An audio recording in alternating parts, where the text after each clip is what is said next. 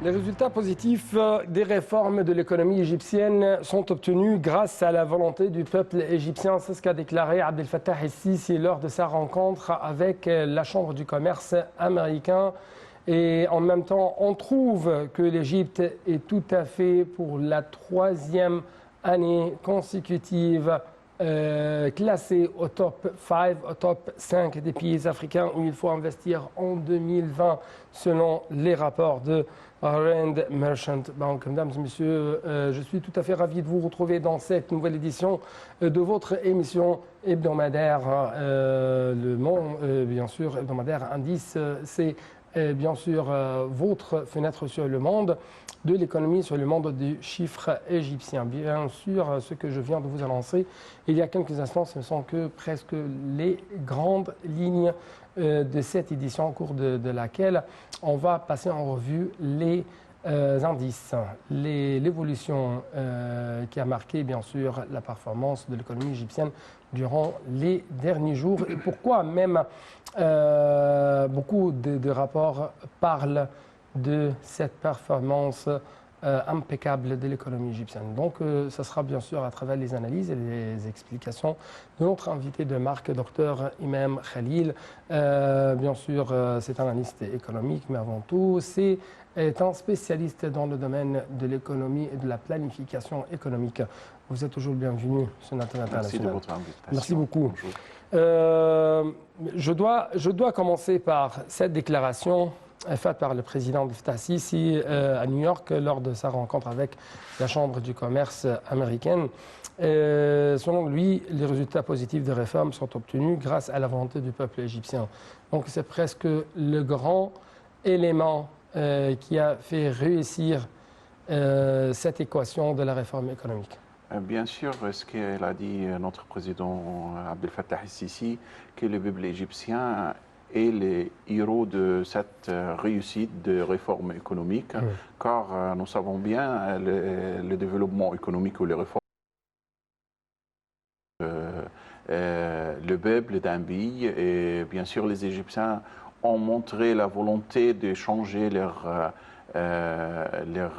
réalité économique et aller vers l'avenir pour améliorer la performance de l'économie, pour améliorer les conditions de vie de chaque Égyptien. C'est pourquoi notre président insiste et il donne le peuple égyptien ce qu'il mérite comme un héros de cette histoire, belle histoire de réussite de notre économie. Et je vais vous dire que en tant que sorti par de grandes organisations mondiales en économie, nous sommes fiers de la situation actuelle de notre économie, surtout économique, même. Regarde, je dois tout à fait essentiel encore, c'est d'après le rapport fait et révélé même par Merchant Bank, cette banque africaine. Bien sûr, on trouve que l'Égypte, d'après lui, bénéficie d'un marché intérieur de 100 millions de consommateurs, d'une politique d'industrialisation mise en place par le gouvernement au cours de ces dernières années, mais aussi d'une stabilité politique depuis quelques années. Donc, l'élément essentiel dans cette performance économique, c'est la stabilité politique. L'environnement des affaires, cet environnement, bien sûr, doit avoir des grandes points de stabilité. C'est qu'avant 3 ou 4 ans, on a manqué ce point-là. C'est pourquoi l'économie a souffert avant à cause du manque de cette stabilité, surtout politique. Notre président a réussi avec beaucoup de sagesse, avec beaucoup de décisions très importantes, d'amener l'Égypte et de sortir de état de chaos et à une maintenant, comme vous avez dit, l'Égypte a réussi d'être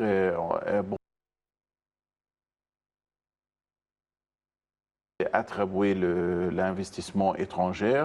En plus, garder un et 4%, c'est-à-dire l'Égypte a réussi d'avoir un taux de croissance 5,5 pour maintenir ou même avoir un taux de croissance beaucoup plus supérieur pour les années qui viennent. Et tout ça, c'est le fruit de stabilité, tout d'abord politique dans l'Égypte. Et malgré toutes les défis autour de l'Égypte, vous voyez bien, les zones du Moyen-Orient a beaucoup malheureusement de soucis. Il manque beaucoup de stabilité. Malgré tout ça, l'économie égyptienne monte la bonne volonté, monte la force de cette économie, surtout quand on voit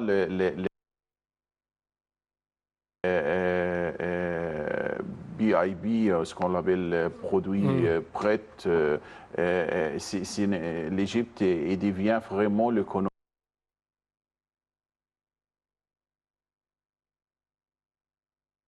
et dans le Moyen-Orient. Oui, je dois même vous révéler avec nos chers téléspectateurs quelques parties de ce rapport. Par exemple, quels sont les 5 pays les plus attractifs en matière d'investissement en Afrique en 2020 C'est l'Égypte, c'est ce qu'a déclaré Rand Merchant Bank, la banque d'affaires sud-africaine, pendant sa réponse dans son 8e classement annuel intitulé Where to invest in Africa, où un investisseur peut-il trouver les environnements les plus attractifs pour investir en Afrique en 2020. Donc c'est ça la question, mais sur la base d'une batterie d'indicateurs,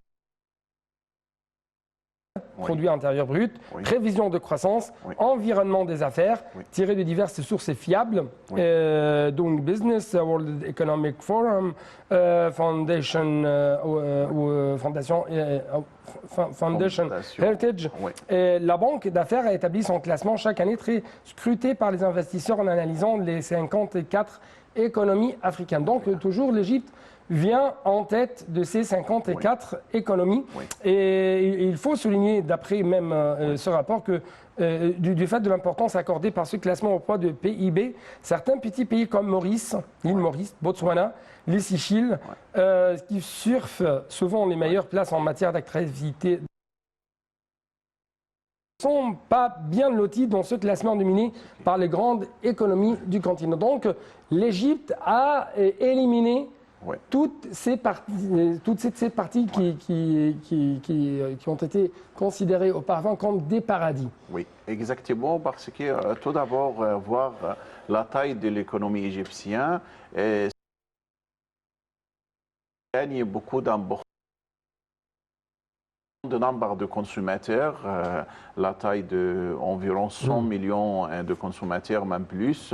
En plus, la diversité de l'économie égyptienne donne beaucoup de force pour cette économie, surtout maintenant.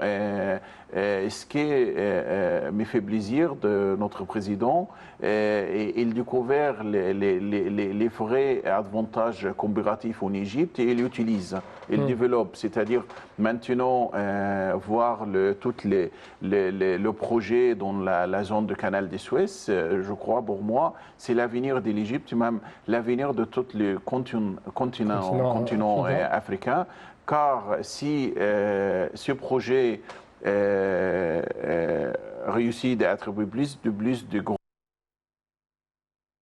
mondial, on va être les zones de logistique d'excellence à l'échelle mondiale. C'est-à-dire, tout le commerce va passer par l'Égypte, décharger le produit qui vient du nord, dans la zone du canal de Suez, et charger encore des produits qui viennent de l'autre côté de l'Asie centrale, l'Asie du Sud et tout ça, est parti.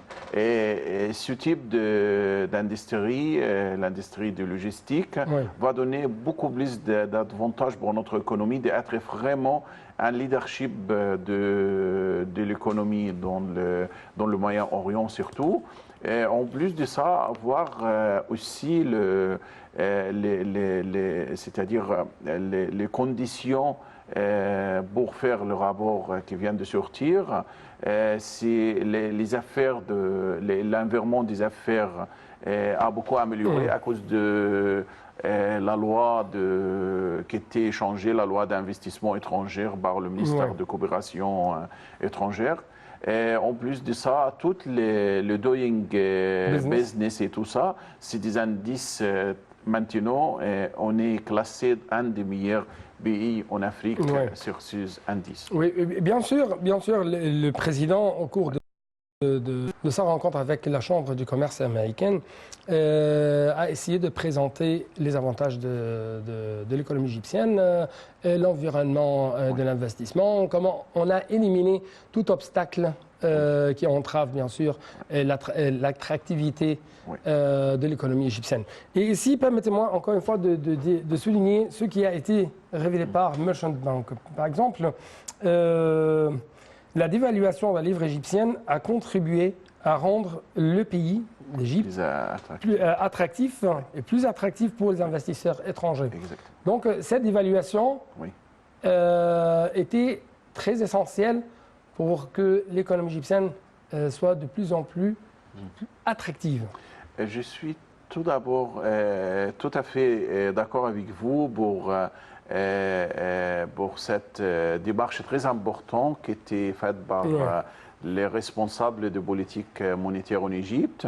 En plus de ça, il faut voir vraiment les gains de notre économie après flotter le livre égyptien dans le marché mondial. Mais je crois qu'on doit augmenter plus de notre exportation, ce qui est des bandes de politique industrielle en Égypte. L'Égypte doit augmenter leur production de certains produits demandés dans le marché africain surtout. Moi, je suis favorable de améliorer le terme d'échange entre l'Égypte et les pays africains, c'est-à-dire sud-sud, au lieu d'essayer de cibler des marchés dans les pays développés, parce que les pays africains, on a plus d'avantages en termes technologiques, on a de nouveau des technologies beaucoup plus supérieures de certains pays africains, surtout, plus avancées. Surtout l'Afrique centrale et l'Afrique de l'Ouest. Donc, ce marché présente une opportunité très importante pour nous pour cibler et essayer d'augmenter l'exportation pour tous ces pays, bien sûr. L'un des points même qui ont été marqués dans ce rapport de Merchant Bank, c'est ces réformes ont contribué au changement structurel de l'économie égyptienne qui font que celle-ci devrait afficher un taux de croissance élevé de plus de 5,3% pour les 5 années à venir, largement au-dessus de la moyenne de 4% pour le reste de l'Afrique. Pourquoi on a pu arriver à cela? Parce que tout simplement, on a respecté les plans stratégiques de l'Égypte 2030 qui étaient mis avec beaucoup de soin par de grands spécialistes dans tous les domaines économiques, sociaux, politiques, etc. Et donc, pour la première fois dans l'histoire contemporaine égyptienne, l'Égypte suit un plan stratégique de long terme. Mais ce plan stratégique mène l'Égypte même à afficher le taux de croissance le plus élevé de la région de Moyen-Orient de l'Afrique. Oui, exactement. C'est selon toujours le rapport. Avant, dès qu'il y a un changement dans le gouvernement, on change les réformes économiques, on change le programme économique qu'on doit suivre. Maintenant, il y a un plan, je ne peux pas dire fixe, plan dynamique, plan stratégique dynamique qui prend en compte tous les changements dans l'environnement autour de l'Égypte. En même temps, les responsables respectent ce plan-là. Et c'est une des raisons que l'Égypte a réussi à trouver 5,6% de taux de croissance, malgré tous les défis devant notre économie avant 3 ans. En plus de ça, permettez-moi d'ajouter, les mises en garde lancées par Christine Lagarde, la présidente ou la chef du FMI, Fonds monétaire international, en ce qui concerne l'environnement de l'économie mondiale. Et les prévisions en ce qui concerne la croissance économique mondiale, c'est moins de 3%. On parle de 2,9% par exemple. Exact, Et alors que quand on parle de l'économie égyptienne, on parle de beaucoup de bonnes, positives prévisions. Oui. Et en fait, aussi, j'ai salué les décisions, les différentes décisions économiques prises dernièrement pour activer notre économie, pour donner plus de chances de réussite pour l'économie.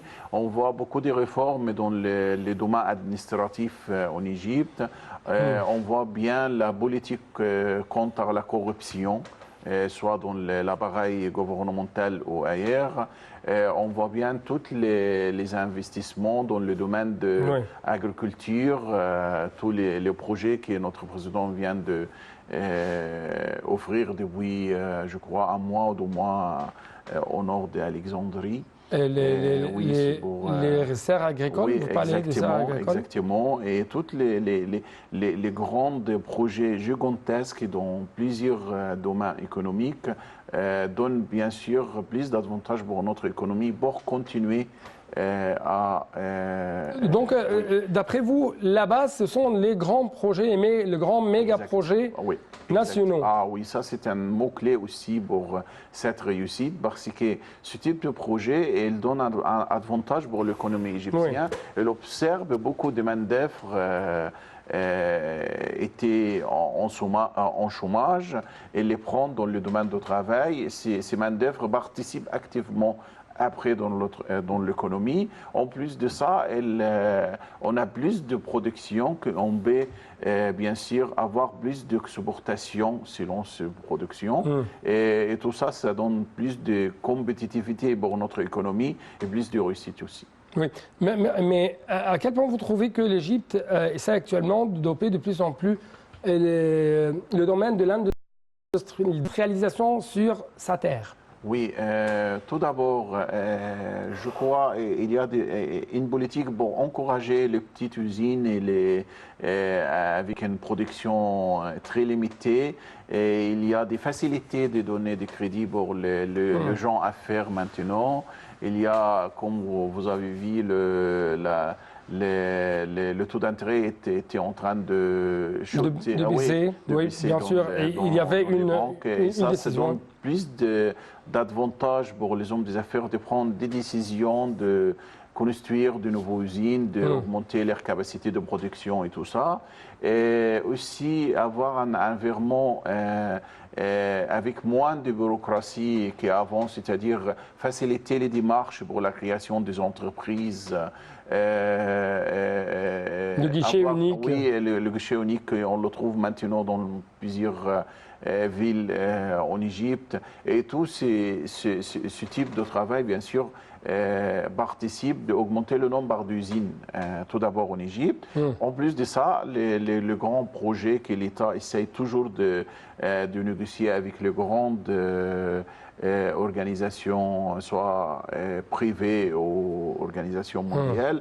Et bien sûr, tout ça, ça améliore notre industrie qui était malheureusement stable pendant très longtemps, c'est-à-dire était en taille qui n'augmente pas depuis longtemps. Maintenant, on a une industrie dynamique qui peut, entre guillemets, observer le besoin de consommateurs en Égypte, même le besoin de certains marchés externes. Oui.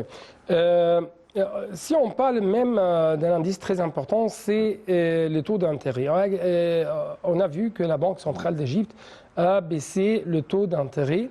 Et bien sûr, dans la presse, d'après les spécialistes, les entreprises saluent l'initiative, mais espèrent plus d'assouplissement.